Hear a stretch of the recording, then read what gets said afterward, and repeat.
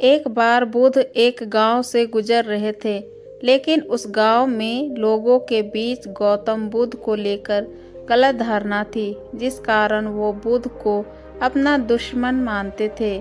जब उस गांव में बुद्ध आए तो गांव वाले उन्हें बहुत भला बुरा कहने लगे और बद्दुआएं देने लगे, लेकिन इसके बावजूद भी बुद्ध गांव वालों की बात शांति से और मुस्कुराकर चुपचाप सुनते रहे।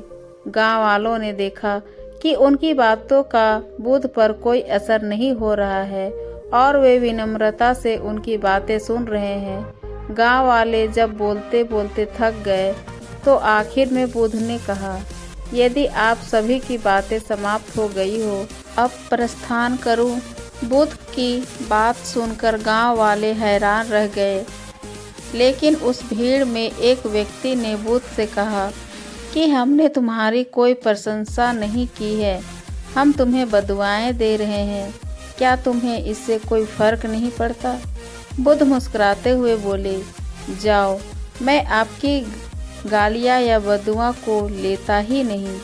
आपके द्वारा दी गई गालियों से भला मेरा क्या होगा, जब तक कि मैं आपकी गालियों को स्वीकार ही नहीं करता, इसका कोई परिणाम ही नहीं होगा।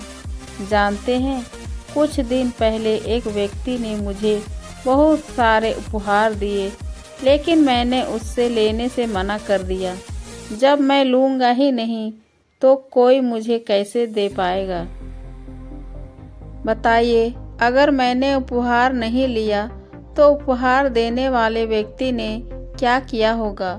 भीड़ में से किसी ने कहा, व्यक्ति ने अपने उपहार को अपने पास रख लिया होगा। बुद्ध ने कहा, मुझे आप सब पर इसलिए दया आती है क्योंकि मैं आपकी इन गालियों को लेने से असमर्थ हूँ और आपकी ये गालियाँ आपके पास ही रह जाएगी।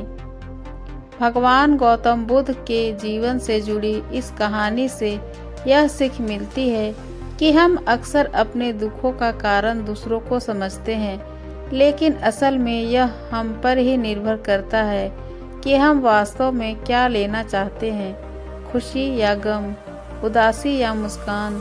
यकीन मानिए, ये छोटी सी कहानी जीवन में एक बड़ा बदलाव ला सकती है।